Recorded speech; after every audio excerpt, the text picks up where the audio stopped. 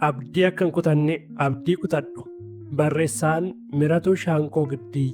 Maxxansa lammaffaa. Ka'umsa. Addunyaa salphinnaa fi ulfinna adda baasuun ulfaataa ta'e keessa waan jirruuf tasgabbii yaadaa fi gochaa baay'ee barbaachisaadha. Bara hamaa keessatti baay'ee of dhaggeeffachuun ogummaadha jedhee yaada. Akkuma barbaachisummaa isaattis dubbachuun immoo hiikkaa fida beekumsas. Addunyaa akka gabaa eeggitu arguun baay'ee nama dadhabsiisa. Gabaa keessaa eenyu akka eenyu hin beektu. Garuu iyya namootaaf waliin dhageessu. Gabaan kaayyoof walitti qabamti. Sanuma keessa garuu kan kaayyoo hin qabnes baay'eetu jira. Tasgabbii yaadaan addunyaa injifachuun barbaachisaadha. Gabaa bittaa fi gurgurtaa keessaa baanee gabaa yaadaa dhaqnee yoo daldala gaggeessine wayya. Karaa ati addunyaa ilaaltuu fi karaa addunyaa si ilaaltu walitti firoomsuun ni ulfaata. Garuu inni sirriin karaa ati ittiin addunyaa ilaaltutu waan hundumaa murteessa jedhee yaada. Tasgabbiidhaan ofii kee wajjin dubbadhu. Addunyaan kun siif firas miti, diinas miti. Addunyaa siin murtooftudha malee addunyaa si murteessitu ta'uu hin qabu. Murtoon ati ofirratti murteessitu si ceesisa yookaan kan biroo sirraan ceesisa. Jabaadhu of jabeessi. Waan gaarii hojjedhu. Karoorsi. Murteessi. Gamteessi. Qindeessi. Kurfeessi. Jabeessi. Dhalootaaf waan gaarii yaadi. Akkasumas sammuu nagaa jiraadhu. Of hin jibbin.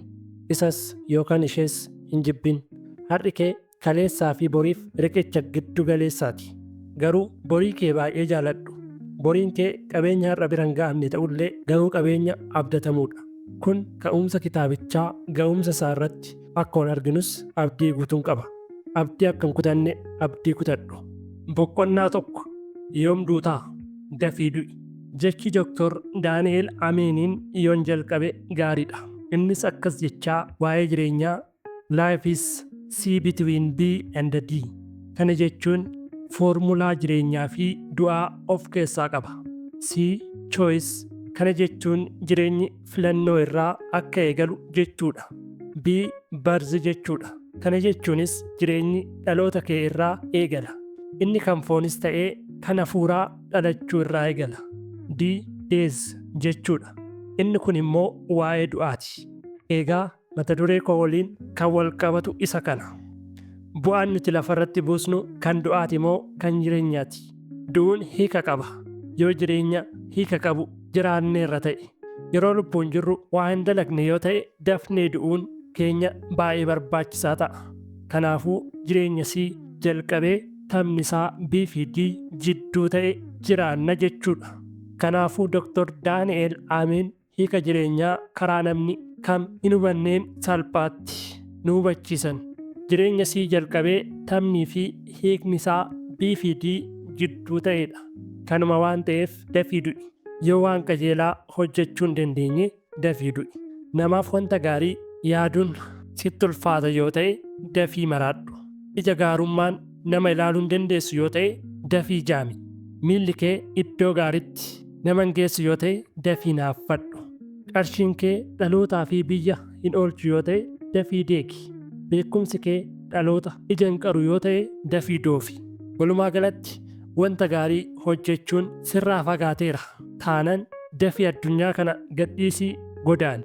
Waliigaltee dachee kana wajjin qabdu dafii addaan kutii du'i. Yoom duutaa? Dafii du'i. Maaliif nu ariifachiistaa du'aaf? Sababni isaa du'i gadheen du'a osoo waan jallaa dalaganii kabajamanidha. Du'a gadheen du'a osoo nama miidhanii ulfinna argatanidha. Du'a gadheen du'a osoo hatanii guddinni kan biroon dabalamuufidha. Du'a gadheen warra si oolchuuf hojjetan osoo hin taane warra si okkolchuuf hojjetanidha. Du'a gadheen ofii saamee nyaatee dhaloota qulqulluu summii nyaachisuudha. Kanaafuu jireenya akkasii keessaa dafii du'i. Namoonni akkasii biyya tokkoof vaayirasii daddarbaadha.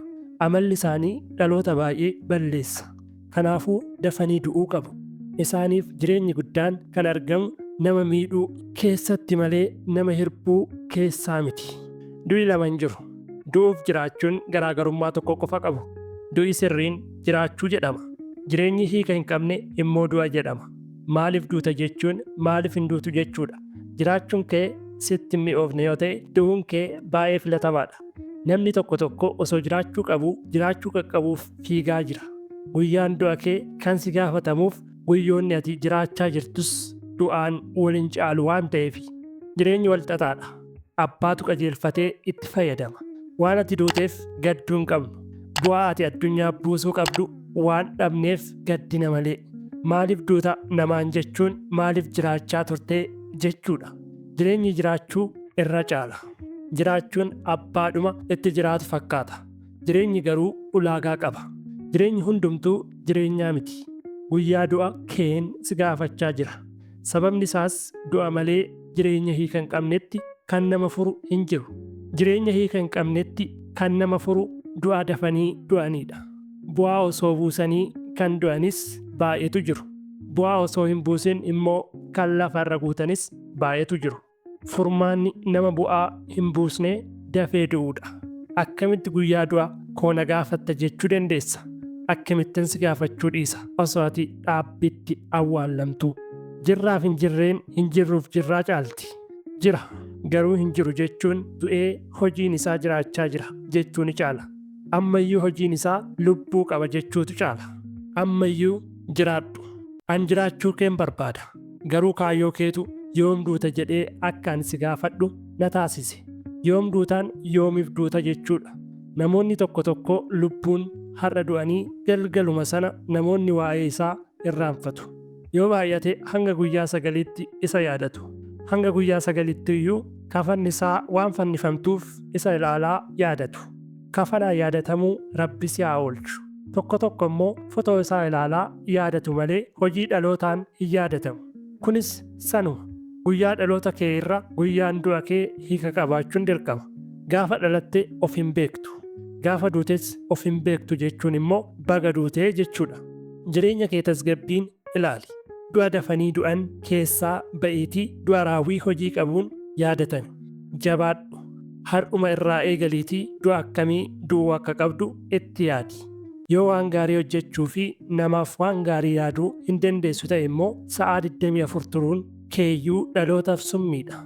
Dafii du'i. Yoom duutaa? Dafii du'i jechuun koo maaliif hin duutuu maal eegdaa jechuu kooti. Yoo dammaqxee waan gaarii hojjechuu fi namaaf waan gaarii yaaduu jalqabde immoo dhaloonni maaloo nuuf jiraadhu siin jedhu. Anis kanan ofii koo fi siif hawwa. Yoo dammaqxe immoo daftee du'uu keessaa daftee jiraachutti darbuu qabda. Boqonnaa 2 ofii kee wajjin walitti araarami. Ofii keetti araaramuun murtoo sirriyaati ofirratti fudhattuudha. Ingiriid Beetankoort. Akka jecha armaan oliitti murtoo ofirratti fudhachuun jireenyaaf hiika guddaa qaba. Ofitti amanamummaan yookaan of wajjin araaramuun ka'umsa dhugaa of keessaa qabaachuu nu barbaachisa. Waraanni meeshaa ammayyaawaadhaan gaggeeffame namoota baay'ee fixaa jiru. Waraana kanneen akka niikular boombitiin biyyoota gurguddaa gidduutti gaggeeffamaa jiru osoo hin taane waraana si'ii fi yaada kee gidduutti gaggeeffamaa jirudha jedhee yaada. Waraanni kun waraana beekamaa ta'ee miidiyaaleen hin gabaasan. Guyyaa inni xumura argatus hin beekamu. Biyyoonni addunyaa gidduu seenanii araarsuu hin danda'an.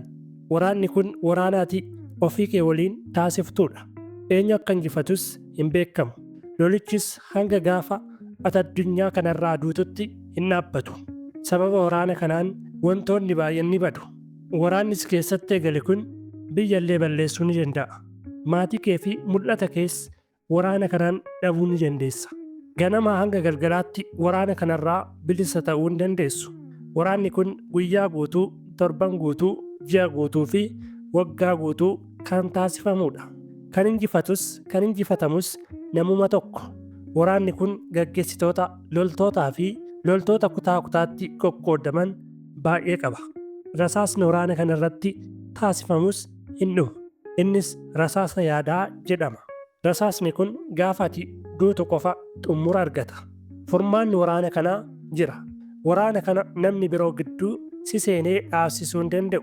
Dhaabbanni mootummoota gamtoomanis gidduu seenee sirraa dhaabuu hin danda'u. Garuu ati waraana kana dhaabuu ni dandeessa. Dhoksaan itti waraana kana injifattu tokko jira. Dhoksaan kunis si mataa keeti. Maddi rakkinnaas ta'ee maddi furmaataa nu mataa keenya akka ta'e beekuu qabna. Ofii keetti araaramuu qabda. Waliif galuu qabda. Yaada kee wajjin walitti araaramuuf qaama sadaffaan eeggatiin tarsiimoo isaa qopheessitii dafii ofii keetti araarami. Ofii kee jalaa eessatti baqachuu dandeessaa? Gonkumaa hin dandeessu. Biyya gadhiistee baqachuu ni dandeessa. Waan siif hin taane dhiistee bakka jijjiirrachuu ni dandeessa. Garuu yaada kee jalaa baqachuu hin dandeessu. Guyyaa tokko namtichi tokko garaan isaa baay'ee gadduu isaarraa kan ka'e gara iddoo tikeettii xiyyaaraa argamu dhaqee gaafii tokko akkas jechuun gaafate. Tikeettii fagootti na geessu naaf kuti jedhee hojjetaa tikeettii kutu gaafate. Innis biyya kamiin deemta jedhee gaafate. Namtichis akkas jedhe, ani eessayyuu yoo ta'e nan deema, garuu yaada koo irraa lafa addaan bahuu danda'u ta'uu qaba jedhe. Ogeessi tikeettii kutu sunis baay'ee raajeffachuun akkas jedhe, dhiifama, imalli yaada keen adda si baasu addunyaa kanarra hin jiru. Eessa dhaqxuyyuu yaaduma kee waliin deemta. Kanaafuu tikeettii akkasii siif kutuu hin danda'u jedhe jedhama. Yaada kee irraa adda ba'uu waan hin dandeenyeef dafii itti araarami. Namoonni baay'een namoota wajjin wal dhabuun kan isaaniif salphatuuf lolli cimaan yaada isaanii keessa waan jiruufidha. Dafii araarami. Ofii kee wajjin diina hin ta'in. Yaada kee irraa namni adda si baasuu danda'u nama tokko qofa. Innis si qofa. Walitti araarami. Nama isin araarsun eegin. Diina ofitti hin ta'in. Gaafa diina ofitti taatu ofiif ta'uu hin dandeessu. Akkasumas namaafis ta'uu hin dandeessu. Rakkoon namoota biroo wajjin qabu caalaa rakkoon ofii koo wajjin qabutu baay'ee caala. Jechi jedhamu qoricha sirriidha. Ofii kee wajjin hin araaramtu yoo ta'e dafii du'i. Jaarsa araaraa hin eegin. Ofii kee wajjin taa'itii lafa namni hin jirretti walitti araarami. Waraana ofii kee wajjin qabdu hin injifattu yoo ta'e waraana namoota wajjin qabdu yoo injifattes bu'aa hin qabu. Ofii kee wajjin araarami. Laggeen hedduu ce'uu dandeessaati. Ofii kee wajjin hin araaramtu yoo ta'e immoo lafa teessetti hafuu dandeessaati. Dafii har'a ofitti araarami. Jabaadhu ni dandeessaati. Boqonnaa 3 ofii kee hin dagatin. Investing in yourself is the best investment you will ever make. It will not only improve your life, it will improve the life of all those around you. Robin Sharma. Gochi nama yeellasiifne inni guddaan ofirratti hojjechuu. Armaan olitti barreessaan beekamaan Robin Sharmaa jedhamu waa'ee ofirratti xiyyeeffatanii dalaguu akkas jedha. Ofirratti hojjechuun gochaa yoomillee namni jireenya isaa keessatti gochuu qabudha. Kunis isa olaanaadha. Kun immoo jireenya dhuunfaa kee qofa osoo hin taane jireenya namoota naannos jiraatanis ni jijjiira jedha. Anis yaada kanatti baay'een waliif gala. Mata duree ati ofii kee hin dagatin jedhu wajjin baay'ee ol qabata. Ati ofii kee dagannaan waan baay'eetu karaa gad lakkisa. Jaarraa 21ffaa keessatti namni ofii isaa darbatee gateera. Ofiif iddoon kennu eessa akka jiru dagateera. Fiiguu malee bu'aa fiigichaa arguun dagatameera. Deemuu malee galuun hin yaaddamu. Nyaachuu malee gabbachuun hin jiru. Barachuu malee beekumsi hin yaaddamu. Sadarkaa barnootaa dabaluu malee sadarkaa yaadaa dabaluun cubbuu ta'eera. Of gowwoomsuun fayyadama guddaa ta'ee lakkaa'ameera. Dhaloota of dhabeef deebiin isaa tasgabbii jireenyaati. Kana jechuun immoo nama hundumtuu of dagate jechuu miti. Muraasni barbaadanii of argataniiru. Garuu baay'oliin keenya of dagannee addunyaan qilleensa hin qabamne nutti taateerti. Qilleensi hin qabamu. Garuu jira. Jireenyi namoota baay'ee hin mul'atu. Garuu ganamaa hanga galgalaatti ni fiigu. Of dhabuun of dhaabuu hin qabu. Of dagachuun mudhata karaatti hambisa. Namni nama guutuu ta'ee osoo jiru maaliif dirree nama biraa fakkaachuu keessa taphataa oolaa? Nama ofiisaa barbaade argateef addunyaan eessayyuu hin jirtu. Addunyaan sammuu isaa keessa jirti. Addunyaan injifachuuf of argachuun meeshaa jalqabaati. Saayinsiin siyaasaa caalu of argachuudha. Namni of dhabe nama jireenya guyyaa fi torbanii qofa jiraatudha. Wanti hundumtuu isaaf sirriidha. Wanti hundumtuu isaaf jallaadhas. Addunyaa beekuuf addunyaa biraa sammuu kee keessaa qabaachuun dirqama. Tulluu cimaa tokko irra ba'uuf sammuu kee keessatti amantii tulluu sana caalu qabaachuun dirqama. Yaada keen of dhabdeetta yoo taate yeroo hundumaa fiigicha xumura hin qabne fiigaa duuta. Tasgabbii godhadhu. Addunyaan sammuu kee keessa jirtiiti. Addunyaan laga gama hin jirtu. Biyya addunyaa naanna'uu kee caalaa addunyaa sammuu kee keessa naannessuutu caala. Baay'oliin addunyaa naanna'anii ofii isaanii naanna'uu dadhabaniiru. Akkas hin ta'in. Yoo ati jireenya keef yoo tasgabbii kennite malee addunyaan kun akka afuuffee qilleensarra deemuuti si gooti. Galma kee akka hin geenye si taasisa. Sodaan jireenyaa gamoo sirratti ijaarrachuu hin qabu. Sodaa irratti gamoo ijaaruu qabda. Maalan ta'a jettee yaadda'uu dhiiftee wanta taatu ofuma kee yeroo fudhattee yaaduun dursa waan hundumaati. Addunyaan amma keessa jirru kun waa'ee kee tasgabbooftee akka hin yaadneef waraana sodaa fi yaaddoon durfamu sitti bobbaasee jira. Hin sodaatin. Tulluun jireenyaa tasgabbii fi kaayyoon gatii baasuudhaan darbama. Abdiin kutatiin sodaatu si weerara. Booda deebi'uuf hin carraaqin galmi kee si qofa eegaa jiraati. Eenyummaa keessa keetii gamoo abdiin guute irraa ijaari. Sodaa fi maalan ta'an si dhaaluun qabu. Yoo sodaan si dhaale kaayyoon kee abbaa dhaba. Tasgabbaa'i malee qilleensa addunyaa kanaa baay'olii fuudhee lafa inni geesse barbaanne dhabneeti. Maaloo akkamitti, maaliif, eenyu wajjiin, eessatti, yoomii fi karaa kamiin waa hojjedhu jedhii waanuma argite hin dubbatin. Dubbataniif hin dhagahin. Sii kennaniif hin nyaatin. Affeerramteef hin deemin. Si jibbaniif hin gaddin. Fudhatama argatteef hin uttaalin. Booddee waan hafteef hin boo'in. Kabajamteef ana malee namni hin jiru hin jedhin.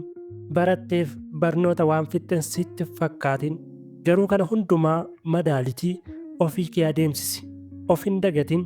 Of gaggeessuu kee hin dagatin. Karaa hundumaa of fooyyessuuf gad hin taa'in. Namoota biroof haala siif mijatee fi si hin mijanne keessatti illee waan gaarii yaaduu hin dhiisin. Boqonnaa 4. Boriif jedhee. Boriif jiraachuun horiif jiraachuu caala. Jireenyi qabeenya caaluu bor jedhama. Mammaaksi Oromoo akkas jedha. Boruun beekneen odaa bokoon ishee sagal jedha. Rabbi har'ummee ta'uu irraa si haa oolchu. Namoonni har'a irra darbanii ilaaluu hin dandeenye gooftan isaanii waanuma har'aati. Baay'een dhaloota addunyaa kanaa har'a malee bura arguun itti ulfaata. Wanti hundumtuu har'uma. Har'ummee jechuun guyyaa har'aa qofaaf kan jiraatu jechuudha. Har'ummeedhaaf har'uma dhumeef jechuudha. Namoonni har'a qofaaf jiraatan mallattoowwan armaan gadiitiin beekamu. 1. Of jaalatoo. 2. Nama biroof bakka hin qaban. 3. Waan xiqqoodhaan quufu. 4.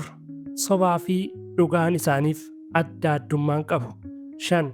Waan argeef jiraata malee waan arguuf hin jiraatu. Nama mallattoon armaan olii sirraa mul'atu yoo taate dafii du'i yookaan dafii namummaatti deebi'i. Boriif jiraachuun horiif jiraachurra baay'ee caala. Namoonni boriif jiraatan yeroo baay'ee gatii baasutu itti baay'ata. Gatii baastee nama borii ta'uu siif fayyaa gatiin siif kaffalamee nama har'aa qofa ta'uu kee irra. Boriif jedhamee laga rakkinnaa fi dukkana baay'ee darbuun dansa. Boriif jedhamee arraba damdamachuun dirqama kaayooti. Borii koo baay'een jaaladha. Boriin koo miiltoo kooti. Boriin koo isaanii ittiin mul'ata isa ulfinnaa sana arguudha. Boriin koo tulluu ani irra dhaabbadhee warra har'ummee gadittiin ilaaluudha. Boriin koo addunyaaf na mul'isa. Boriin koo yaadatamuu koo fideenaaf dhufa. Boriin koo ija dhaloota baay'ee banuuf jira. Boriin koo borii kooti. Boriif jedhee jechuun har'a akkan arge hin jiraadhu. Waan argeef hin gogguufu. Argachuuf dhabuun, nyaachuuf beela'uun, kennuuf fudhachuun, jaalatamuuf jibbamuun, kabajamuuf salphachuun borii koo irraa nan hanqisan. Borii keef jedhii jiraadhu malee horii keef jettee hin jiraatin. Ija waan qabduuf argitaa miti. Arguu waan qabduuf argita malee. Borii keef jedhii jiraadhu. Boriin kee siif jedhee jiraataati. Namoota muraasatu borii isaaniif jiraata. Baay'olii jalaa boriin isaanii dhokatee har'aan isaanii itti bookkisaa jira. Boriin kee eenyuun fakkaatti? Namni hubataa fi ogeessi nama har'a irra darbee bor arguu danda'udha. Har'aan kee guddaa ta'ee boriin kee akka hin argine si taasiseera yoo ta'e ati kaayyoo kee har'uma goolabde jechuudha. Carraan jiraachuun namoota danuuf oomaaf jiraachuu ta'eera. Borii koo waanan beekuuf har'a dukkana fakkaattuu keessan jiraadha. Akka bari'u waanan beekuuf har'a dukkana baay'ee marfamee jiraachuun dirqame. Bor har'a soo ta'ee jiraachuun nan hawwisiisu ture. Har'i namoota har'ummeedhaaf taati malee naaf hin taatu. Borii koo caalaa firri natti dhiyaatu hin jiru. Hiriyyaan hiriyyaa caalu borii kootii fi waaqayyo kooti. Salphina ulfinna fakkaatu baay'ee keessa kanan darbuu filadheef borii kootu ulfinna fidee dhufaa jira jedheetiin shakkiin qabu. Atii fi boriin kee yeroo gabaabaa keessatti wal argitu. Gaafa sana dhalootaaf bu'aa waaqaaf galatatu ta'a. Yoom dhugooma kun? Bor yoomii? Bor guyyaa salphinnaa fi dukkana booda dhufuudha. Hanga gaafa addunyaa kanarraa boqattutti borii baay'ee qabda. Kanaafuu abdiin kutatin. Ijji koo banamee borii koo ergan argee bubbuleera. Kanaafis jibbamuu, jaalatamuu, yeroo fi kabajamuu hundumaa irra darbee deemuu filadhe. Muusee yookaan Muusaa namichi jedhamu seenaa Israa'elootaa keessatti boriif jedhee ulfinna yeroo gabaabaa akka tuffate seenan dhugaan nutti hima. Jibbamuun yeroo fi jaalatamuun yeroo akka fixeensa ganamaati. Ittiin hirkatin. Dhaloota boriif jedhee jiraatu malee dhaloota horiif jedhee jiraatu hin ta'in. Boriin kee siif waanuma hundumaa keeti. Boriif jedhee. Boqonnaa 5. Kabaja kiraayii. Borii keef jedhiitii kabaja daftee darbitu hin kireeffatin. Kabaja kiraayitiin of hin gurgurin. Dhaloota kabaja kiraayitiin of gurgurtee wajjiinis hin firoomin. Dhaloonni akkasii akka fixeensa ganamaati. Ganama argamtee guyyaa baddiiti. Dhaloonni kabaja kiraayitiin of mul'isu osoo of mul'istee hin raawwatin irraa fudhatamaati. Kabajni biyya lafaa akka sirna laabaati. Ganama baay'oliitu sirna kabajaan ol baasa. Galgala lafa namoonni sun hin jirretti eegduu yookaan waardiyaan qofaa isaa gad buusa. Kabajni namoota baay'ee akkasuma. Osoo akka isaan dhaqan hin argin galuu isaanii dhageenya. Rabbi kabaja kiraayitiin sin kabajin. Namoonni baay'een beekaa namoota kabaja kireeffatanii lafa dhiitanidha. Xiqqoo turee osoo lafti isaan dhiituun arge. Oggum jedhe Oromoon. Kabaja kiraayiin eessallee hin geessu. Kabaja kireeffattee jirta taanaan guyyaa tokko kabajni sun of keessaa baastee si gaggeessuun ishee hin oolu. Ofitti amanii jiraadhu. Hanguma geessu beekuu fi lafa geessu beekuun ogummaa caaluudha. Nagaa jechuus bari. Nagaa jechuun tasgabbii jireenyaa siif kennaati. Kabajni dhala namaaf wantoota bu'uuraa keessaa isa tokkodha. Kabajni namaaf akka malu eenyullee ni amana. Garuu karaa gabaabaa fi siif hin malle kabaja barbaaduun dhumni ishee salphina seenaa keessatti galmaa'uu galmeessifta. Sitti haafuutii kabajan kireeffatin. Guyyaa dhaquu kee osoo hin dhagahin guyyaa galuu kee arguun namatti hin toluuti. Kabajni namni namaa ergisus yookaan kennus yeroo baay'ee haala irratti kan hundaa'edha.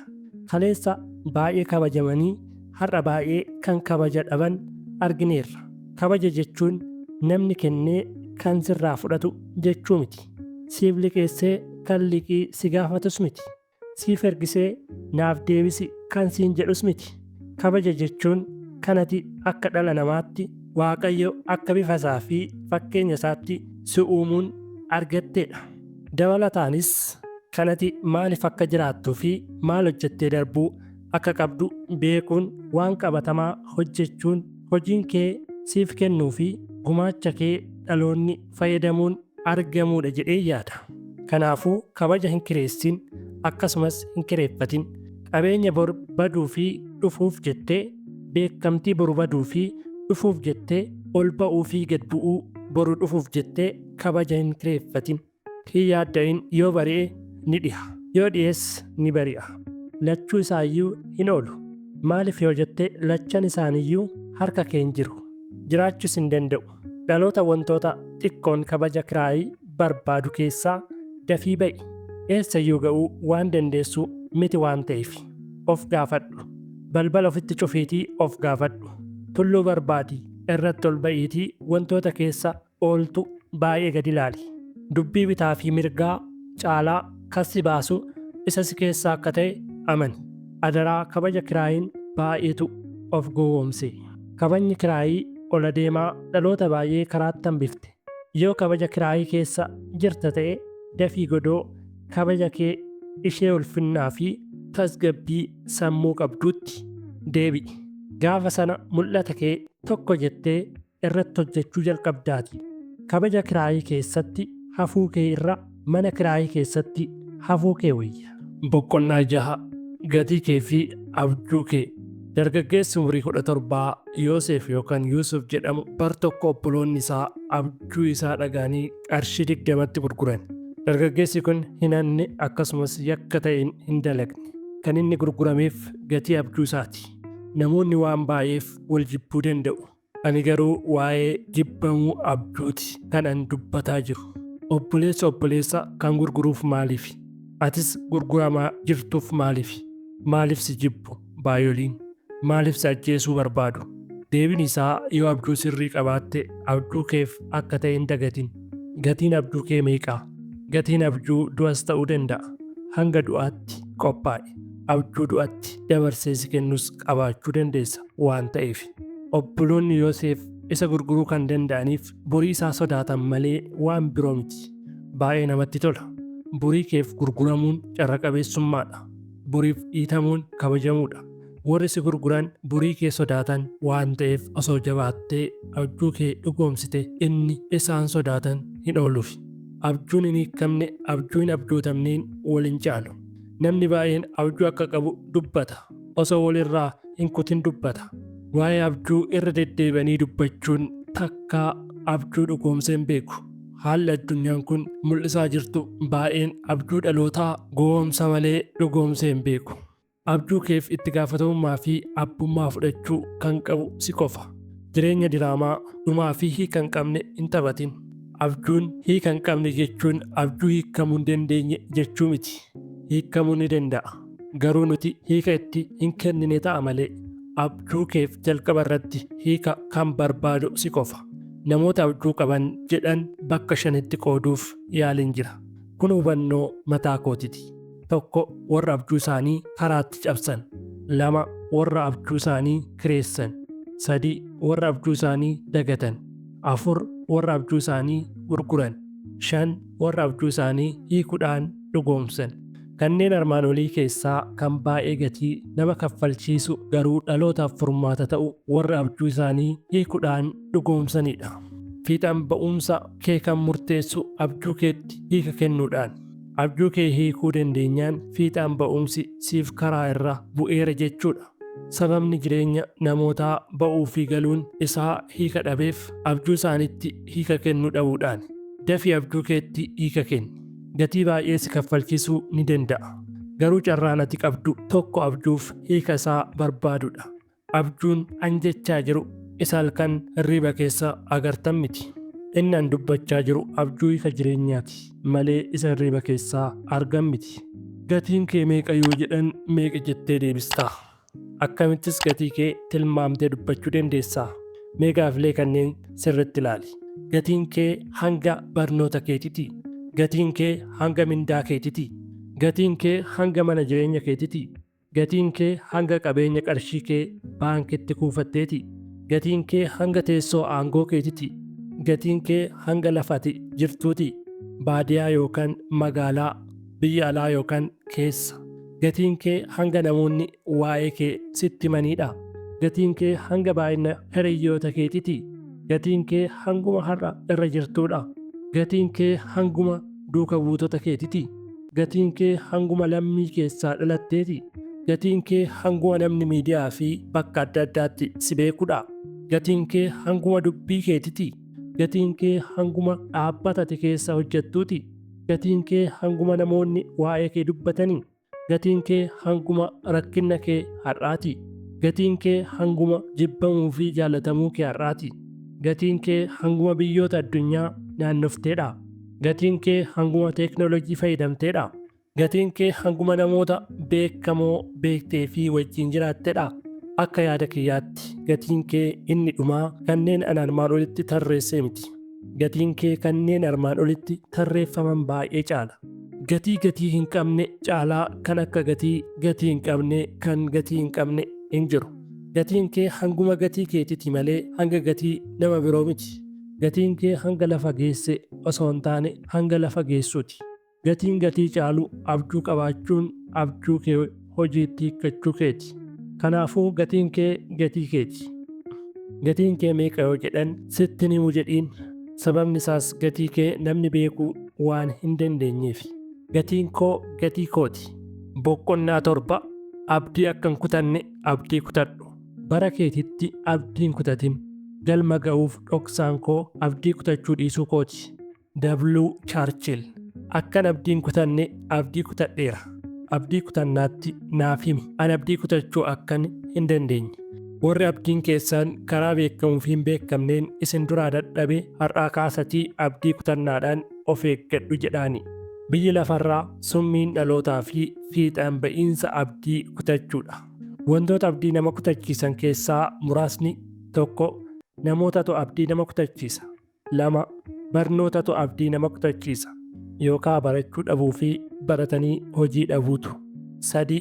Maatitu abdii nama kutachiisa. Mul'ata kee hubachuu dhiisuu. 4. Hiriyyaatu abdii nama kutachiisa. Hanguma isaatti akka yaadduu fi yaada kee si harkatti tuffachuun. 5. Hiyyummaatu abdii nama kutachiisa. 6. Dorgommiitu abdii nama kutachiisa yookaan dorgomuu dhabuu fi dorgomanii kufuu. 7. Guddina namootaa qofa teessee ilaaluun abdii nama kutachiisa. 8. Nama of duratti ilaalaa deemtu dhabuun abdii nama kutachiisa.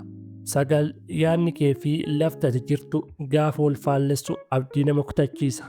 10. Ni geessa iddoo ati jedhamtee fi iddoo ati geesse gaafa wal faallessu abdii kutachuun kee hin oolu.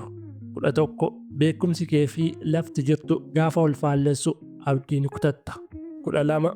Gaafa hojiin kee dhokatee hir'inni kee qofti dubbatamu abdii si kutachiisa. Kanaafuu maal siif fayyaree? Kun hundumtuu sirra ga'ee jira yoo ta'e maal taataree kana booda? Akkuma kanatti itti fuftamoo karaa jijjiirrachuu barbaaddaa? Yoo murtoo tokko murteessite kanneen armaan olitti tarreeffaman kun hundi seenaa darbe ta'ee ati immoo seenaa haaraa galmeessisuu ni dandeessa. Akkamitti? Abdii akka hin kutanne har'uma abdii kutadhu. Namoota baay'ee irraa kanan dhaga'uu fi argu abdii kutannaadha. Sanyii abdii kutannaa of keessatti facaafteetta taanaan ijji isaa baay'ee si dhuunfata waan ta'eef dafii sanyii abdii kutannaa si keessatti faca'eef deebii barbaadi. Deebiin isaa hangamillee rakkadhus, jibbamus, arrabsamus, jireenyi faallaa ta'us an abdii akka hin kutanne abdii kutadheera jedhiin.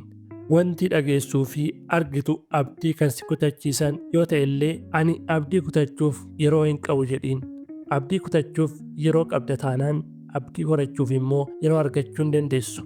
Kanaafuu abdii kutachuuf haalaa fi yeroo hin mijeessin. Ati abdii kutachuuf haala mijeessinaan abdii kutannaan nama akka kee haalaa fi yeroo mijeessuuf baay'ee barbaada. Abdii kutannaan mana kee yoo seene gadi baasuuf humna baay'ee fi yeroo baay'ee si gaafata. Osoo ati hin qophaa'in yoo mana kee seene mul'ata kee baay'ee si duraa balleessee yookaan yeroo kee baay'ee nyaatee gadi ba'a. Kanaaf abdii akka hin kutanne abdii kutadhu. Boqonnaa 8 itti gaafatamummaa fi itti fagaatamummaa. Dhalli namaa itti gaafatamummaa galmaan ga'uuf dhalate malee itti fagaatamummaadhaan fiigicha isaa xumuruuf hin dhalanne. Itti fagaatamummaa jechuun faallaa itti gaafatamummaati. Itti fagaatamummaan kaayyoo fi mul'ata ofiitti akkasumas itti gaafatamummaan namatti kennametti fagaachuu jechuudha. Dhaloota baay'eetu itti gaafatamummaa baqatee itti fagaatamummaa keessa jiraataa jira. Itti gaafatamummaa jalaa dhaloonni baqatu dhaloota itti fagaatamummaa jedhama.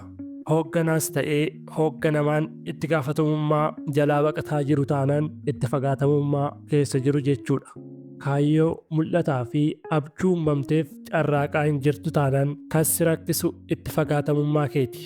Itti fagaatamummaa jechuun itti fagaachuu jechuudha.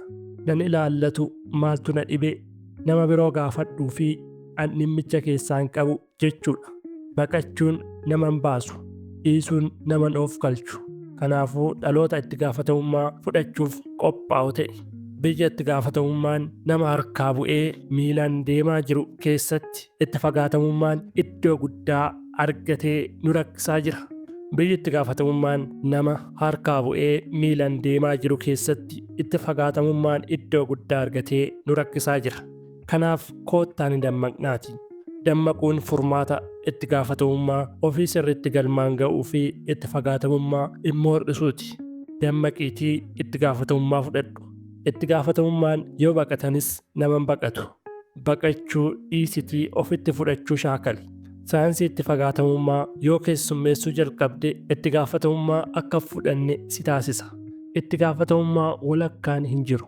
Isa gaarii fudhattee isa hamaa dhiisuu hin dandeessu. Lachuu isaa fudhachuuf qophaa'e. Itti gaafatamummaan isa gaarii fi isa hamaa walqixa keessummeessuu jechuudha. Namtichi tokko guyyaa tokko furtuun gate jedhee karra dura barbaadaa ture. Osoo inni furtuu sana barbaadaa jiruu hiriyyaan isaa itti dhufee maal akka inni gatee barbaadaa jiru gaafate. Innis furtuun gatee asiddoo ifni jiru kanan karra dura barbaadaa jira jedheen. Hiriyyaan isaas daqiiqaa baay'ee erga waliin barbaadanii booda arguu akka hin dandeenye erga hubatee booda akkas jedheen. Dhuguma furtuu kana asitti gattee jedhee gaafate. Namtichi furtuu gate sun dhumarratti akkas jedhe. Furtuu kanan gate mana kiyya keessatti garuu as kanan barbaadaa jiru ifti yookaan laayitiin waan jiruuf jedhe jedhama. Namoonni baay'een itti gaafatamummaa isaanii iddoo biraatti gatanii iddoo biraatii barbaadu. Kun immoo itti fagaatamummaa jedhama. Rabbi itti gaafatamummaa wajjin malee itti fagaatamummaa wajjin hin uumne. Itti gaafatamummaan dhala namaa wajjin kan dhalatudha jedhee yaada. Sababni isaas osoo itti gaafatamummaa hin qabu ta'ee dhalli namaa dhalachuun maaliif barbaachisere? Itti gaafatamummaan kee kan bal'ataa fi guddachaa deemudha malee kan ati wajjin dhalatteedha jedhee yaada. Garuu ni guddata. Akkasumas yeroo gara yerootti hubannoo adda addaan kan fooyya'aa deemudha. Itti fagaatamummaan faallaa itti gaafatamummaati. Kana jechuun jiraatanii maaliif akka jiraataniif eessa akka jiraatan osoo hin beekin darbuu jechuudha. Kanaaf yoom duutaa dafii du'i jennee jalqabne. Hundi keenya rakkoo itti fagaatamummaa qabna. Sadarkaa isaa walaa caalu malee rakkoon kun dhala namaa hundumaa biratti ni mul'ata. Itti gaafatamummaa isaanitti kenname sirritti galmaan ga'anii kan du'an namoota muraasa qofa. Isaanis itti gaafatamummaa isaanii beekuun, qorachuu, of gaafachuu, itti yaaduun, kallattii diriirsuunii fi abdii osoo hin kutatin fiigicha isaanii goolabanii boqotaniiru. Muraasni isaanii har'a sirritti itti gaafatamummaa isaanii ba'aa jiru. Baay'oliin keenya garuu ammayyuu itti fagaatamummaa wajjin oollee bulaa jirra. Kanaaf ba'uu fi galuun keenya waliin caalu. Adaraa dhaloota itti fagaatamummaa keessaa ba'ee itti gaafatamummaa keessaa isaa jiru hubatee waa dalagii addunyaa kanarraa darbu Waaqni nu haa taasisu. Itti gaafatamummaan namoota muraasni qofti kan beekan, itti fagaatamummaan immoo dhaloonni addunyaa kanaa baay'een kan wajjin rakkataa jirudha. Gara itti fagaatamummaatti ce'uuf har'uma haa dammaqnu. Boqonnaa 9 adaraa nama tokkotti illee hin dubbatin. Dubbiin dubbii namni hundi osoo beekus osoo hin beekinis irra deddeebiin fayyadamnudha. Namni nuti itti dubbannu sun nama ta'ee osoo jiruu ati immoo adaraa nama tokkotti illee hin dubbatin jechaa oolla. Maaliif akkas jennaa? Maaliif akka namni biraan hin dhageenye barbaannaa? Yoo dhagaan maaltu ta'a? Namticha itti himaa jirru immoo akka inni nama birootti hin dubbanne akkamitti beeknaa? Dhoksaan gaafa hoon harkaa baatee dhoksaa ta'uun ishee hafe. Kana yoomillee hin dagatin. Namni kamillee akkuma koofii kee dadhabbii fi hir'ina mataasaa qaba. Namni dhoksaa eeguudhaan addunyaa kanarraa badhaasa fudhachuun beekame hin jiru. Kanaafuu hin gowwoomin. Bara baay'ee gowwoomneerra. Adaraa nama tokkotti illee hin dubbatin jennee namni hundumtuu akka dhaga'u ta'eera. Kunis jira. Gaafa namatti himtu kana booda adaraa nama baay'eetti himi jedhiitii waa itti himi malee nama tokkotti illee hin himin hin jedhin. Addunyaa kanarraa wanti dhoksaan himamee wanti himamuu qabu baay'een dhokateera. Addunyaa wal faallaa deemtudha. Addunyaa waan dhokachuu qabu mul'istu, addunyaa waan mul'achuu qabu dhoksituudha. Adaraa nama tokkotti illee hin dubbatinaa jechaa namoota baay'eetti dhoksaa dubbachaa oolla. Kun dubbii wal faallessuudha. Namni tokko dhaga'uu hin qabu taanaan namtichi itti himaa jirrus dhaga'uu hin qabu. Sababni isaas innis akkasuma jechaa nama tokkotti hima. Namni tokko sunis akkasuma jechaa nama tokkotti hima. Akkasumatti dubbicha gurraachaa fi adii bira ga'ee dubbii ati afaan kee nama tokkotti dubbatte afaan addunyaa baay'eetti siif hiikama. Kanaafuu adaraa nama tokkotti hin dubbatin jechuun adaraa nama baay'ee biraan dafiinaaf ga'e jechuu ta'eera. Wanta akkasii namoota baay'ee cabseera ta'a. Kana daraa nama tokkotti illee hin dubbatin hin jedhin. Yoo dandeesse qabadhuu taa'i. Yoo dadhabdes qabadhuma taa'i. Guyyaa tokko dubbii dhoksaa jedhamu hiriyyaa tokkoof qoodee guyyaa lamatti osoo namni kan biroon akka tasaa dubbatu dhaga'eera. Akkasumas nutis kan namaa dabarsinee kan dubbanne baay'ee qabna. Kanaafuu yoo danda'ame hanga namni sun si hubachuu fi si baachuu danda'u qofa qoodiif. Isa caalu garuu ofii kee wajjin xumuradhu. Adaraa nama tokkotti illee hin dubbatin yaadni jedhu anaa fi si gidduutti haafu jechuudha. Dubbattee miidhamuu kee irra dubbachuu dhiisuu kee wayya. Mee hundumti keenya rakkina kana waan qabnuuf har'aa eegallee shaakala of eeggachuu haa jalqabnu. Jabaadhu. Yaada kee wajjin araarami. Sana booda akkamittii fi eenyutti yoon dubbachuuf eeggachuu akka qabdu si barsiisaati. Boqonnaa 10 dhugaa kee fi dhugaa koo. Dhugaan laphee namoota dhugaa qaban keessa qofa jirti. Dhugaa fi obboleessi dhugaa tokkoo miti. Dhugaa yeroo barbaannu karaan keenya baay'ee dhagaan kan guute ta'uu ni danda'a. Dhugaan koo anaaf dhugaa kooti. Dhugaan keessiif dhugaa keeti. Garuu eenyutu walitti nuuf fidee dhugaa lachuu keenyaa taasisaa. Dhugaa koo malee dhugaan kee sirrii miti yoo siin jedhe atis dhugaa koo malee dhugaan kee sirrii miti naan jetta. Kanaafuu dhugaa koo qabadhee dhugaa kee kabajuun ogummaadha. Namoota baay'eef dhugaan isaaniif isa qabatan qofaadha. Inni namni biroon dubbatu dhugaa miti. Dhugaan kun maalodhaa? Biyyi lafaa guutumaan guututti dhugaa barbaadde. Akkasumas dhugaadhaafis fiigaa kan jedhanis lakkoofsaan danuudha. Mee gaafilee kana of haa gaafannu. Dhugaan eessa jirti? Dhugaa eenyutu siif barbaadee argaa? Dhugaa barbaadanii arguu jechuun maal jechuudha? Maaliif namoonni dhugaa barbaaduuf walii isaanii balleessu? Ulaagaan dhugaa maalodhaa? Dhugaa koo jechuun maal jechuudha? Dhugaa barbaaduuf maaliif dhalli namaa wal dhiibaa? Maddii fi galmi dhugaa maalodhaa? Dhugaa yoo argattes immoo maaliin gootaa? Wanta ati dhugaa jettee itti amantu warreen biroon immoo maaliif dhugaa miti siin jedhu? Namni dhugaa nama akkamiiti? Dhugaa kee akkamittan dhugaadha jedhee fudhachuu danda'a? Dhugaan addunyaa kanarraa yoom baduu eegalee? Dhugaan addunyaa kanarraa eessa dhokattee jirti? Dhugaan argameera moo hin argamne? Dhugaadhaaf hin du'a jechuun dhugaadhaan awwaalcha keessa jira jechuudha. Dhugaan maaliif sadarkaa barnootaa isa olaanaa bira yommuu ga'an hin argamne ree? Dhugaa maaliif dhaabbanni mootummoota wal ta'anii mari'atanii addunyaaf fiduu dadhabanii? Dhugaan halkan moo guyyaa argamuu danda'a? Dhugaan kan warra hiyyeessaati moo kan warra sooressaati? Dhugaan kan adiiti moo gurraachaati? Gaafilee armaan olitti tarreeffamaniif anis deebii xiqqoo tokkoon qaba. Innis dhugaan kee dhugaa kee ta'uu isaati. Maddi dhugaa kee si keessaa madda malee nama biraa keessaa hin maddu. Dhugaan koo waanan irratti hundaa'een naaf murtaa'a malee waan namni naaf raawwatuu fi naaf kennuun miti.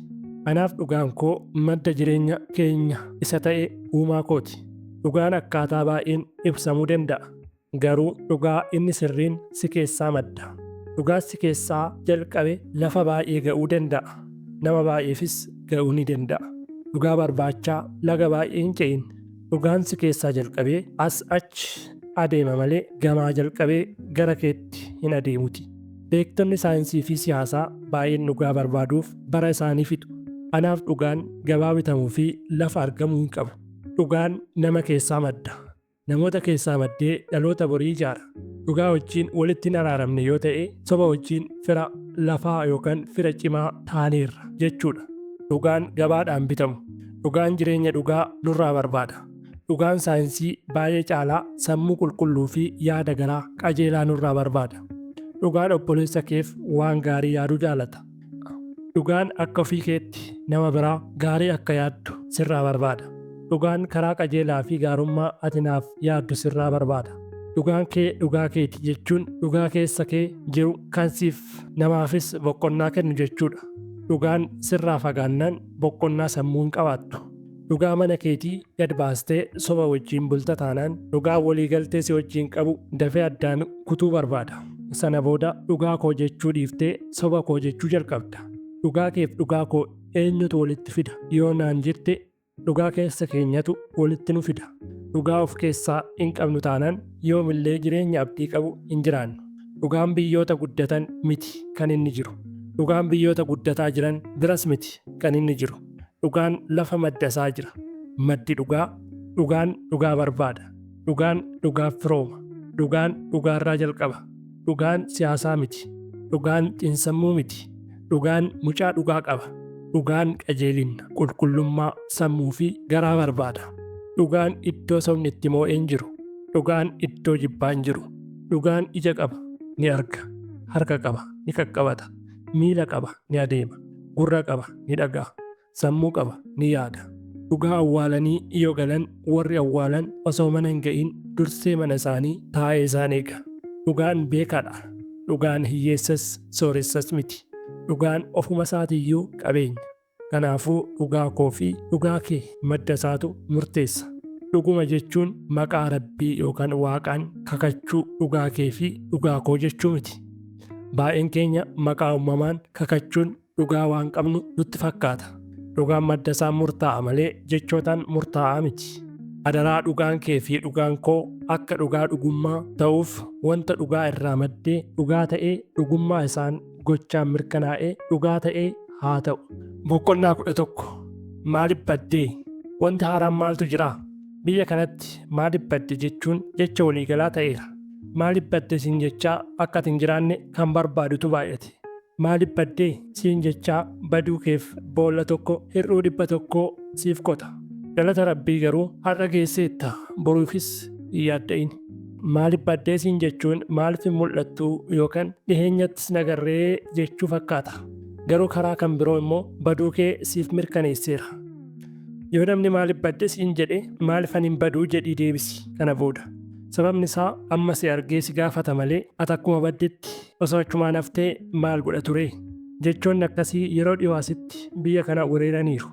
Namni si hin barbaannes yeroodhuma sanatti si bira darbuuf maaliif baddee siin jedha. Komii jalaa ba'uuf jedhee maaliif baddee siin jedha. Deebiin kee kana booda ani hin bannee namni bade nama sin jirreedhaa jedhiin. Saayinsiin baduu kee kan si gaafatu saayinsii badiinsa kee warra qopheessaa turan keessaa tokko ta'uu danda'a. Ani kaleessas hin bannee borus hin badu. Ani qarshii yookaan horii miti. Baduufis karoora hin qabu. Lafuma kaleessattis argaa ture gaafa si dhabu baduu kee labsa. Baduu jechuun hiika baay'ee qaba. Garuu maaliif baddee jechuun gaarummaafis kan si gaafatu jiraachuu ni danda'a. Jechi sirriin akka kootti si barbaadeen ture garuu si argachuu hin dandeenye yeroo sanatti. Namni baay'een akka ati badde sitti hima malee akka ofii badee jirus hin dubbatu. Namni baduu koo na gaafatu ofii isaatii muuxannoo baduu baay'ee nama qabu ta'uu danda'a. Kaleessas har'as akkasumas borus hin badu jedhiin. Garuu yeroo ati na barbaaddetti yeroo hundumas argamuu dhiisuu nan danda'a jedhiin. Ati nama kaartaa jireenya keen sochootudha. Namni akkuma dhagaa lafa tokkotti yeroo hundumaa dhufee si ilaalee yoo si dhabee hin baddeem namni siin jedhu yoo jiraate hospitaala Amaanu'eeliin deemuu akka qabu itti himi. Maaliif baddee jechuun yeroo baay'ee biyya kanatti maaliif hin badduu maalumaafan deddeebi'ee si argaa jiraa jechuu natti fakkaata. Gaarummaadhaafis kan si gaafatan jiru. Baay'ooliin garuu waanuma arrabni isaanii shaakaleef si gaafatu. Maaliif baddeen maaliif hin badduus of keessaa akka qabu hin dagatin. Maaliif baddee ati immoo eessa fa'i na barbaaddee jedhiin. Iddoodhuma kaleessatti kan si barbaadu ofii isaatis iddoodhuma kaleessaa waan jiru natti fakkaata. Maaliif baddee hin bannes hin badus karoora isaas hin qabu jedhi kana booda. Wanta haaraan maaltu jira? Gaafiin kunis yeroo ammaa gabaa irratti gatii guddaa qaba.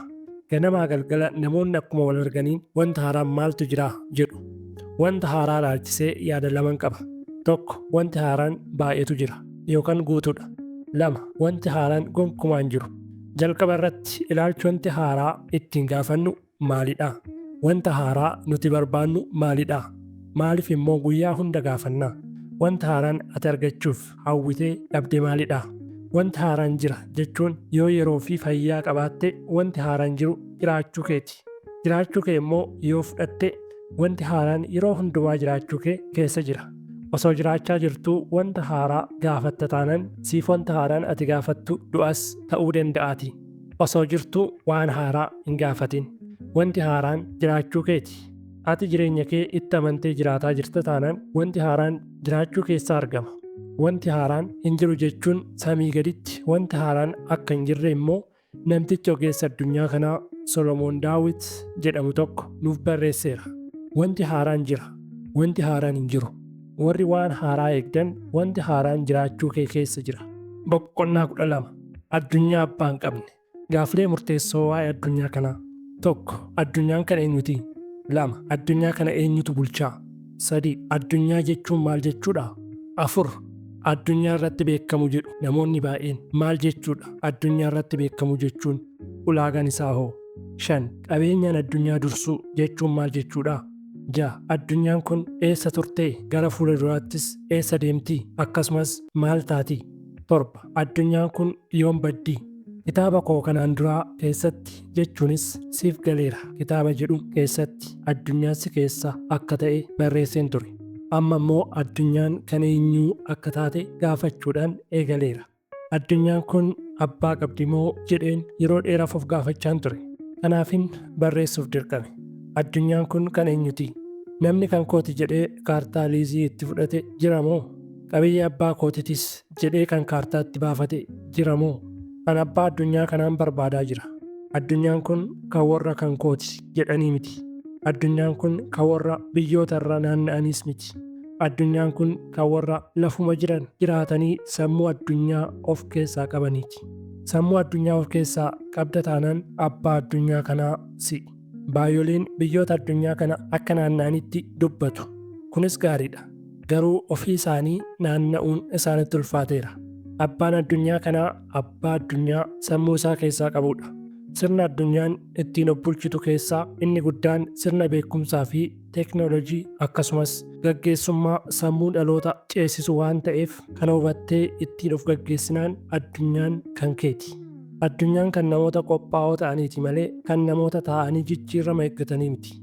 Addunyaan kun namoota sammuu ishee of keessaa qabaniif yeroo hundumaa banaadha jechuun ni danda'ama. Yeroo ammaatti addunyaa kanarraa wantoonni dhiibbaa gaggeessan 8tu jira jedha qorannoon garaagaraa. Kunis kitaaba John Maxwell Change Your World jedhu irratti akka armaan gadiitti barreeffameera.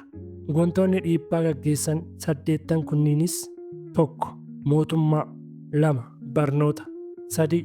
Bizinesii, 4. Amantaa, 5. Miidiyaa, 6. Aartii, 7. Ispoortii, 8. Dhimma fayyaa addunyaa. Addunyaa qaamni muraasni qaamota danuu irratti dhiibbaa gaggeessu keessa teenyee murtoo keenya hin sirreeffannu taanaan warra dhiibbaa qaamota muraasatiin oofaman taanee hafna jechuudha. Kanaaf addunyaan abbaa qabdi. Addunyaa abbaa hin qabne jedhee kanan jalqabeef dhaloonni baay'een anuma dabalatee addunyaan abbaa qabaachuu ishee waan hin hubanneef qaamni muraasni akkuma qilleensaa gara barbaadetti nu oofaa jira. Kanaaf nuti dammaqnee abbaa hin taane waan ta'eef addunyaa abbaa hin qabne jedhee mata duree isaa jalqabuuf dirqame. Garuu addunyaan abbaa qabdi.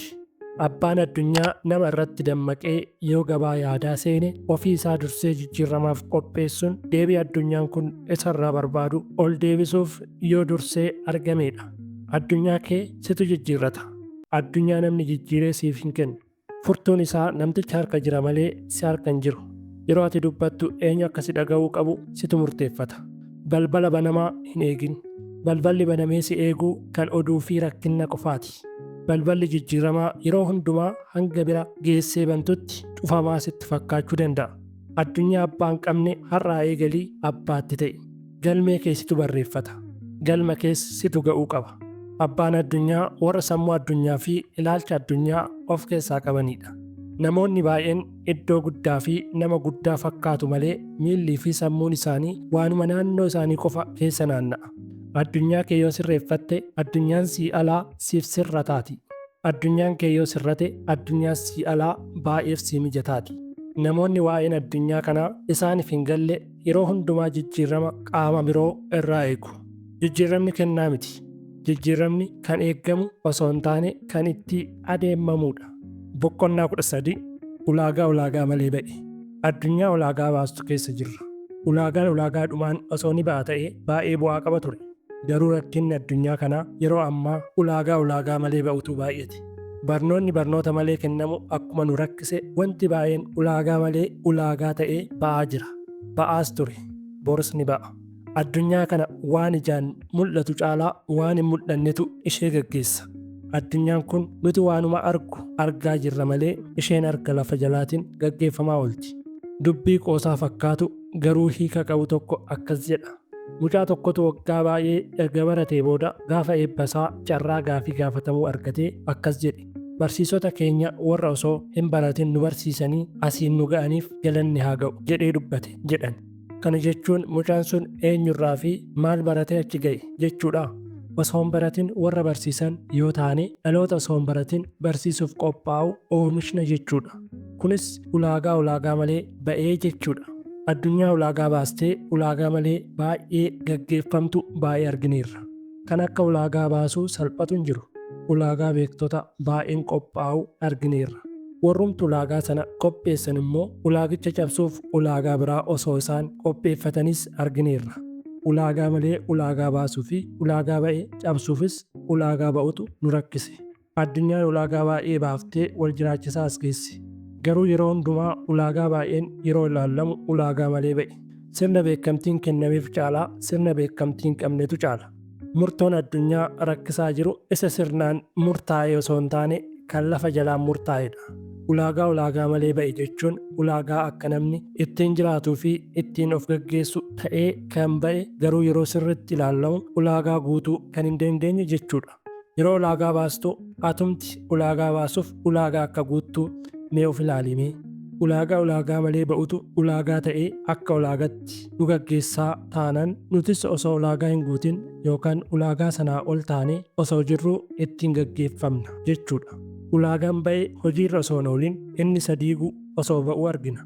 Labsii ba'ee osoo hojiirra hin oolin labsii isa diigu argina. Namoota sadarkaa ulaagaa hin guunnetu ulaagaa guutuu ta'e baasuu yaalu. Kun dubbii sobaati. Ulaagaa osoo hin guutin ulaagaa guutuu baasuun hin danda'amu. Ulaagaa malee ba'ee baay'eetu namoota ulaagaa guutuu danda'an hambisee guutuu kan hin dandeenye immoo gatteessise. Addunyaan kun kanaafi yeroo baay'ee kanaafi namoota akkasii barbaaddi. Ulaagaa malee ba'eetu ulaagaa guutee ba'ee bakka dhoowwata. Adaraa ulaagaa malee ba'e argitanii hin dhiphatinaa. Karaa qajeelinnaa irratti hojjechuun ulaagaa malee ba'e ulaagaa guutee ba'een jijjiirri. Ulaagaa guutee baasuuf iddoo ati irraa kaatuu fi iddoon ati bakka amma irra jirtu irra dhaabbattee argaa jirtu murteessaadha. Kanaaf ulaagaa malee ba'e diiguuf ulaagaa guutee ba'eetu barbaachisa malee ulaagaadhuma ta'e baasuun hin barbaachisu. Boqonnaa 14 jiraachuutti maaliif hin jiraanne? Jiraachuuf qophoofnee osoo jireenyatti hin jiraatin nu darbaa jirti. Maaliif jiraachuun jireenya waliin wal nuu simuu didee? Anis osoo dhuman of gaafadhuun har'a ga'e. Namoonni baay'een jiraachuutti jiraachuu dhiisanii jiraachuuf jireenya jiraachuu barbaadaa jiru. Innumti ati amma itti jirtu jireenya jedhama. Hiika qabaates dhabees jireenyuma jedhama. Garuu jireenyi namoota hiika qabu jireenyis jireenyuma jedhama. Akkasumas du'i isaanis jireenyuma jedhama. Namoonni baay'een jiraachuutti osoo hin jiraatin jireenyi isaan harkaa dhumee addunyaa kanarraa godaanaa jiru. Kanaaf jiraachuutti jiraachuu jalqabe. Namni hundumtuu ganamaa hanga galgalaatti fiigaa oola. Ni dadhaba, ni yaada, ni nyaata, ni oomisha, ni barata, ni gaggeessa, ni ijaara, ni daldaala. Wantoonni tarreeffaman danuutu jiru. Gaafilee jiraachuu wajjin wal qabatan keessaa muraasni tokko osoo hojii hojjettuu duutee dhuma irratti bu'aate argattu yoo maal sii ta'e wayyaa. 2 qabeenya daangaa hanga daangaatti horattee osoo itti hin boqatin yoo deemte bu'aati ofii argatte maal ta'a jettee yaaddaa. 3 maqaa beekamaas qabaattee dhuma irratti osoo maqaa fi kabaja siif kennametti hin boqatin yoo duute ati maal argatte. 4 osoo dhaloonni baay'een karaa irraa beela'u ati garuu qarshii hangana hin jedhamne baankii kuustee yoo addunyaa kanarraa boqatte maal argattaa. 5 haati hiyyeessaa ijoollee ishee waan nyaachiftu dhabdee ati immoo garuu wantoota jireenya kee gammachiisan fakkeenyaaf dhuguu fi nyaachuu qofatti miliyoonota yoo balleessite gaafa addunyaa kanarraa darbuuf daqiiqaan tokko si hafu maaltu sammuu keetti dhufaa. 6 namoonni baay'een kafana uffatanii namatti gad ba'an dhabanii yeroo rakkatanitti ati immoo garuu gosa kafanaa dhibbootaan lakkaa'amu mana keessa tuultee osoo jirtu du'uuf daqiiqaan muraasni yeroo si hafu waa'een namoota sanaa yaada keetti yoo si dhufe maaltu sitti dhaga'ama. 7 nama beekamaa ta'uuf jettee qarshiidhaan sooressa ta'uuf jettee akkasumas nama kabajamaa ta'uuf jettee bara keetti dhiiga namaa dhangalaasteetta yoo ta'e karaa gabaabaadhaan kabajamuuf jettee nama irratti daba hojjetteetta yoo ta'e, waan qabdu hunda fayyadamtee waan yaadde galmaan gaatteetta yoo ta'e, namatti karaa cufteetta yoo ta'e, nama irratti daba dalagdeetta yoo ta'e, boolla namaaf qotteetta yoo ta'e, abjuu nama baay'ee karaa irratti hambisteerta yoo ta'e, garee kee fayyadamtee nama irratti daba hojjetteetta yoo ta'e, du'uudhaaf daqiiqaan muraasni gaafa si hafu maaltu gara sammuu keetti dhufa? Kanaafuu erga daqiiqaan muraasni si hafuuf ka'ee waan sirreessitu hin qabdu waan ta'eef har'uma jiraachuutti karaa qajeelinnaa jiraachuu jalqabe. Jiraachuutti namoonni jiraatanii darban lakkoofsaan muraasa fakkaatu. Osoo jiraachuutti hin jiraatin warri darban immoo lakkoofsi isaanii danuu akka ta'e nan amana. Bara kana booda qabnu hangam akka ta'e hin beeknu waan taaneef jiraachuutti jiraachuu jalqabuu nuuf wayya. Namoonni baay'een gaafa namni isaan biraa du'ee gara iddoo awwaalchaa dhaqan baay'ee sodaatu. Gara sammuu isaanittis deebi'u. Anis kana booda of sirreesseen jiraachuu jalqaba jedhanii yaadu. Guyyaa tokko booda gochaa fi amaluma isa duriitti deebi'anii of argu. Kun maaliifi? Sababni isaa jiraachuutti jiraachuu caalaa jiraachuuf fiiguutu isaan injifatee jira waan ta'eef. Waan sirrate qofa dubbachaa hin jiraatin.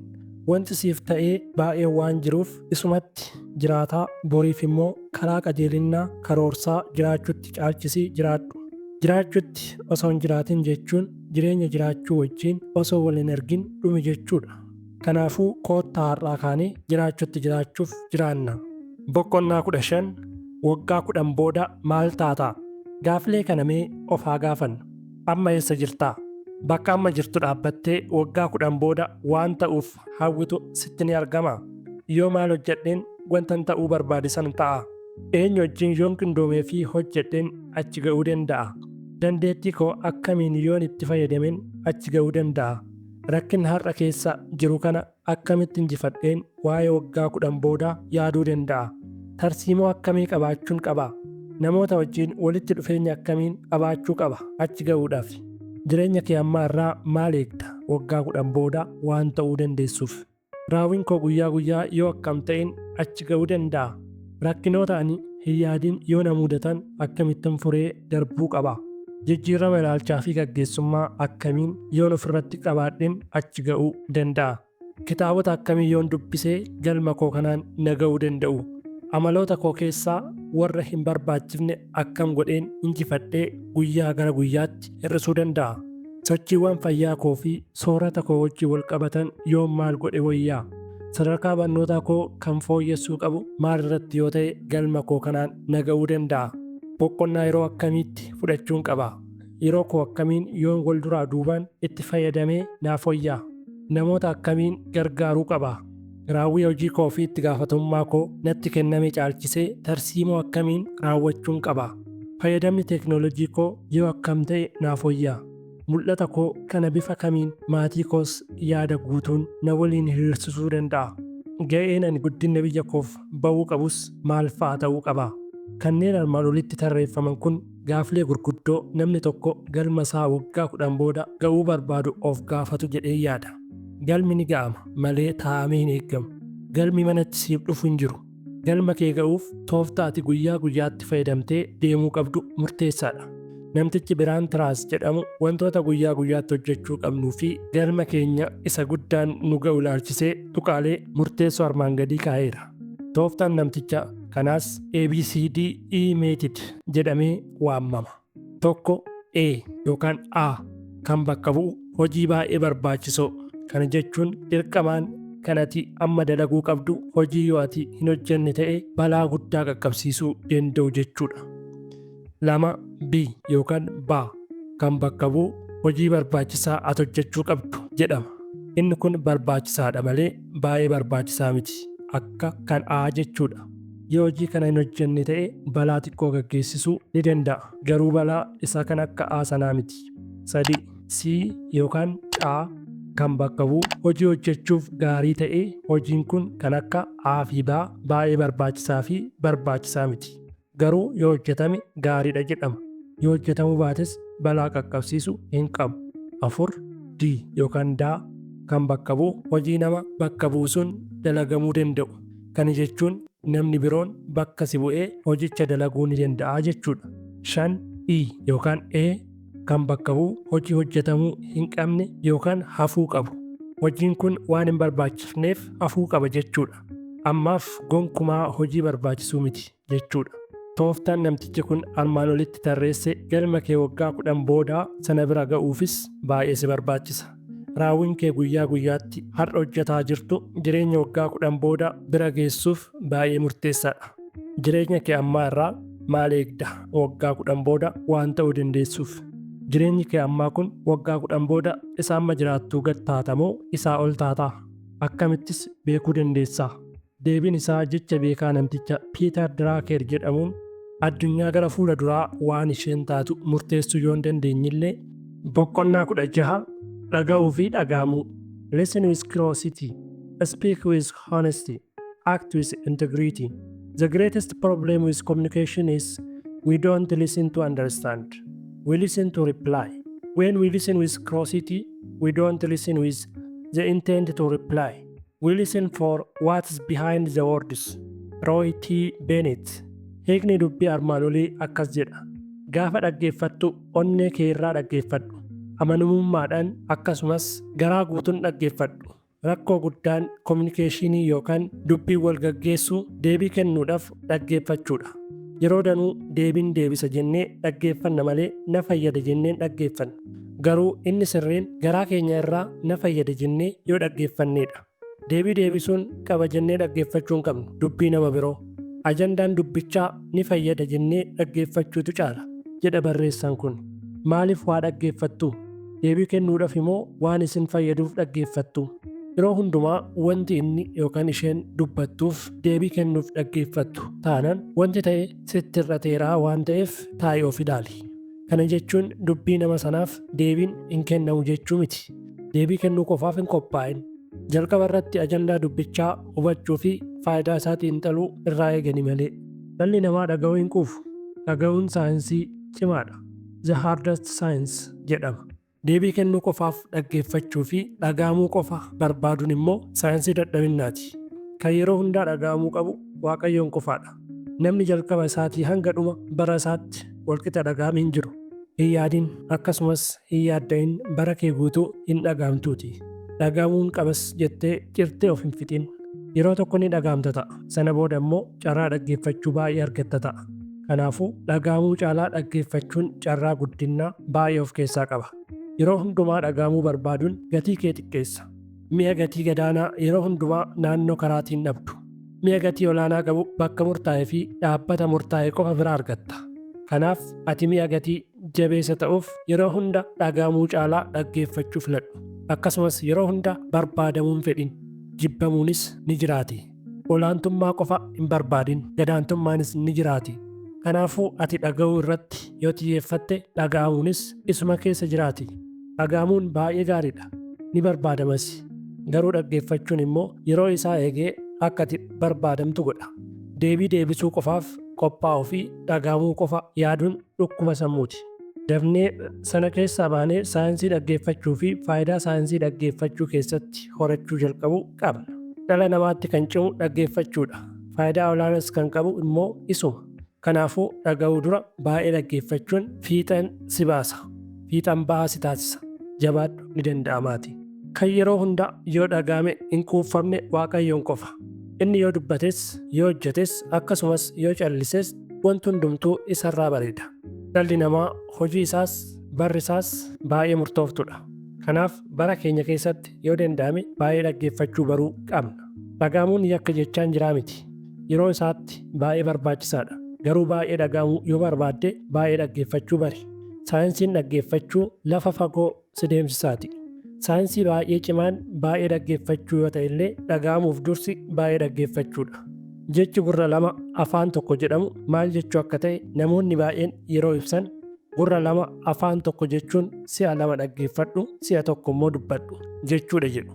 Amma garuu faallaa fakkaata. Innis gurra lama afaan tokko jechuun si'a lama dubbadhu si'a tokko dhaga'i kan jedhu fakkaata. Kun kan ta'eef wal dhaggeeffachuun hafee hundumtuu dubbataa fi komataa ta'eera. Kun immoo ol ceessuu hin ta'u. Walirra ce'uu yoo ta'e malee. Namni beekan tokko karaan fiixan bahiinsaa namoota biroo wajjin wal dhaga'uun ittiin jiraatan 7 jedhee ibsa. Namni kunis Roy T. Bennett jedhama.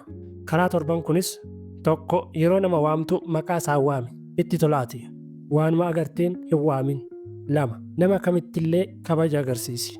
3. Dhagaamuu yookaan baay'ee dubbachuu caalaa dhaggeeffachuu filadhu. 4. Waa'ee kee dubbachuu caalaa waa'ee isaanii dubbadhu. 5. Fedha dhaggeeffachuu qabdu sirritti amanamummaan itti agarsiisi. 6. Kabaja yeroo kennituuf hin fakkeessin onnee kee irraa itti agarsiisi. 7. Waanuma hundumaatti karaa hundumaa namootaaf of eeggadhu. Dhagaamuun dhala namaaf baay'ee barbaachisaadha. Dhaggeeffachuun immoo siifis ta'ee isa kan biraaf baay'ee murteessaadha. Dhaggeeffachuuf qophaa'i. Bu'aa dhaggeeffachuun fidu nama dhagaamuu barbaadu qofaaf yoomiyyuu hin galuufi. Baay'ee dhagaamuuf baay'ee dhaggeeffachuun jalqabe. Rabbi bara keenya saayinsii dhaggeeffachuun horachuun nu haa eebbisu. Boqonnaa 17 hunda gammachiista wiyyaaliin. I can't tell you the key to success, but the key to failure is trying to please everyone. Jecha baay'ee cimaadha. Karaan kufaatii hunda gammachiis jedhama. Nama gammachiisuun yakkaa miti. Hunda gammachiis ta'uun garuu karaatti si hambisa. Jechi hunda gammachiis jedhamu jechoota lamarraa dhufe. Isaanis hundaa fi gammachiisuu jechoota jedhurraa kan dhufe ta'ee walitti gaafa fidnu hunda gammachiis jedhama. Nama gammachiisuun amala dhala namaati. Namaaf yaaduun, namaaf gaarii ooluun akkasumas yaada namaa wanta gammachiisu hojjechuun waanuma jiruudha. Garuu nama hunda gammachiisuuf yaaluun hiika malee si hambisa. Osoo galma hin ga'iin si hambisa. Ija malees si hambisuu danda'a. Hunda gammachiis jechuun maqaa namticha nama hundumaa gammachiisuuf halkanii guyyaa dhama'uuti. Waan danda'amu itti fakkaachuu danda'a. Garuu nama hunda gammachiisuun rakkoo furmaataa hin arganne jechuudha. Amaloota namoota hunda gammachiisuu yaalan keessaa muraasni tole malee hin ta'u jechuu hin danda'an. Waan hunda akka waan danda'anitti tole jedhu. Tasgabbii hin qaban. Kaartaa jireenyaa kan ofii isaanii hin qaban. Hunda gammachiisuuf jecha waan hojii naamusaa fi gaarummaa hin qabne baay'ee keessa seenu. Osoo of hin argin du'u. Boqonnaa sammuu hin qaban. Ajandaa ofii isaanii qopheeffatanii jireenya isaanii gaggeessan. Dhuma bara isaaniitti jireenya gaabbii osoo jiraatan du'u. Kanaafuu hunda gammachiis hin ta'in. Waan hundatti of hin kennin. Waan hundaafis hin jilbiiffatin. Waan hundattis hin gammadin. Waa'ee kee deddeebisiitii of gaafadhu. Deebii namootaaf deebisuuf of qopheessuu caalaa gaaflee sammuu keef deebii ga'aa qopheessi. Bara keetti maaliin hojjedhee darba jedhi malee namoota meeqan gammachiisee darba hin jedhin. Maal hojjetaa jirtaa? Hunda gammachiis jedhamtamoo kaayoo kee galmaan ga'aa jirtaa? Har'a osoo guyyaan kun hin dhumin deebii kana deebisi. Namtichi Tom Raaz kitaaba isaa Life Greatest Question jedhu keessatti of beekanii jiraachuun gaariidha jedhee dubbata. Garuu of qofa osoo jettu dhaloota akka hin dagatin jedha. Namootaafis jiraadhu jedha. Garuu immoo namoota gammachiisuu qofaaf hin jiraatin yaada jedhuunis sirritti ibsee dubbata. Namoota gargaaruu fi hunda gammachiis ta'uu tokko miti. Jecha namticha baay'ee jaalatamaa mee sirritti hubadhaa ilaala. Namni kun Benjamin Franklin jedhama. Waa'ee kaayoo fi jireenya guyyaa guyyaa akkas jechuun dubbateera. In the morning, Benjamin Franklin asked himself, what good will I do today? When he went to bed, he asked himself, what good did I do today? Hiikni isaas namtichi kun ganama gaafa hirriba irraa dammaqu har'a waan gaarii maaliin hojjedhee oola jedhee of gaafata. Galgala immoo gaafa gara siree isaa deemu har'a waan gaarii maaliin hojjedhee oole jedhee of gaafata. Anii fi ati hoo har'a namoota hunda gammachiisuuf jedheen oliif gadi kaataa oole moo waan gaarii kaayoo fi mul'ata qabu maaliin hojjedhe jennee of gaafachaa jirraa? Anaraa gaafii namtichi kun of gaafatee jireenya isaa fiixan baase kana anii fi atis jireenya keenya madaallee haa ilaallu. Gonkumaa hunda gammachiis hin ta'in. Kaayoo gammachiis yookaan nama kaayoo isaa gammachuu ta'i malee. Boqonnaa 18 maaliifin gaafate? Maaliif osoo maaliifin gaafatu maaliifii kan biroon uumame? Gaafii deebii hin qabne baay'eetu jira. Boris ittuma fufa. Maaliifii dhuma hin qabne oomishaa oolla. Maaliifii dhaabuudhaaf jennee maaliifii kan biroo baay'isaa oolla. Gaafilee murteessoo jedhaman keessaa inni guddaan gaafii maaliif jedhamudha. Maaliif jechuun maaliifii kan biroo uumaa deema malee dhaabbachuu hin danda'u. Jireenyi dhala namaa gaafii maaliif jedhu irraa adda bahee hin beeku. boris irraa adda ba'uu hin danda'u. Maalifiin ati bara mucummaa kee gaafatte osoo deebii quubsaa hin argatin maalifiin bara dargaggeessummaa kee itti fufa? Osoo isa bara dargaggeessummaa kee hin deebisin inni kan bara jaarsummaa kees itti fufa. Maalifiin dhaabuun qaba osoo jettu maalifii kan biroo uumta? Maalifii gaafii jedhu jireenya kee keessaa dhaabuuf maalifii gaafii maalifii jedhu dabalataan uumamaa? Anaanis naaf galuu dideema. Maalifan akkas ta'e yoo jette maaliif akkas hin taane kan jedhu immoo ittaanee dhufuu danda'a. Maaliif jechi jedhu jireenya kee keessaa deebii guddaa kan barbaadudha. Beektonni baay'een akka qoratanitti maaliif gaafii jedhu hanga 7 yoo gaafatte deebii sirrii ni argatta ta'a jedhu. Ani immoo yaada kana wajjin waliif hin galu. Sababni isaas maaliifii hanga 7 waan gaafatameef deebii bu'uuraa arganna jechuu miti. Jireenyi dhala namaa gaafiin kan guute yoo ta'e illee sammuun dhala namaa immoo akkasumas deebiidhaan kan guutedha. Gaafileen deebii hin qabnes ni jiru. Dhalli namaa lachuufuu qophaa'aa ta'uu qaba. Dhalli namaa gaafuma gaafii gaafachuu dhaabe du'uu jalqaba jedha beekan tokko. Gaafii gaafachuun amala dhala namaati. Gaafii ati nama gaafattee deebii dhabde caalaa gaafii ati of gaafattee deebii dhabdetu caala.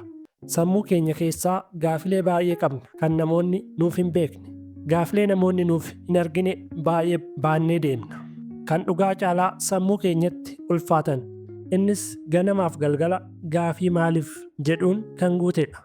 Maalifii 1000 baay'ee baannee deemna. Maalifii mana yaalaa dhaqnee qoricha argachuu hin dandeenye baay'ee qabna. Maalifii hiriyoonni keenya nuuf furuu hin dandeenye dhibbootaan baannee deemna. Maalifii sadarkaa barnootaa kan bira geenyullee nuuf deebi'uu hin dandeenye baay'ee qabna. Maalifii osoo kafana bareedaa uffannee deemnuu keessa keenyatti qullummaa nutti dhageessisu baay'ee qabna. Maalifii maatiin keenya nuuf hin beekne baay'ee qabna. Maalifii bara moofadhaa gara bara haaraatti nu waliin ce'e baay'ee qabna. Maalifii keenyaaf deebii osoo barbaannu maalifii yaadnee hin beekne baay'ee keessa seenaa oolla. Gaafilee maalifiin guutan: 1. Maaliif kaleessaan koo akkas ture? 2. Maaliif namoonni baay'een osoo ani waan gaarii isaaniif yaaduu narratti wanta hamaa yaaduu? 3. Maaliif maatiin koo kaayyoo koo hin hubatinii? 4. Maaliif dhaabbanni hojii koo osoo oliif gadi fiiguu akkas dhokatee? 5. Maaliif akka namoota kan biroo naaf darbuu didee? 6. Maaliif wanti ani karoorse hafee wanti ani hin karoorsine baay'een jireenya koo irratti ta'e? 7. Maaliif haalli fayyaa koo akkas ta'e? 8.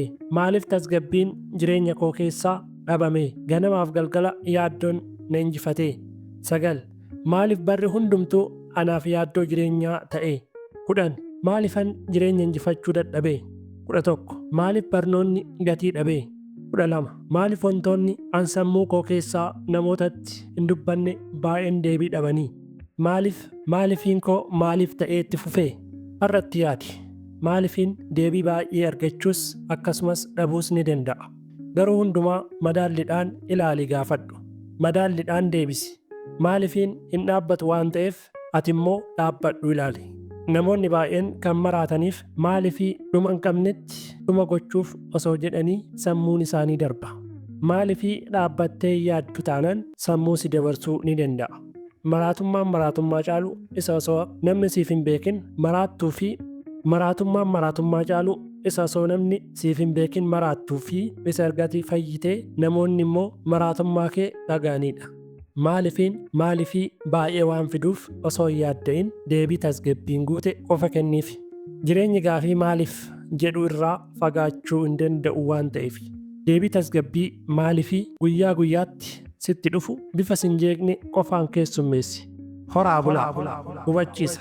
Kitaabni kun yeroo gara yerootti yaadonni haaraan kan itti dabalaman ta'a.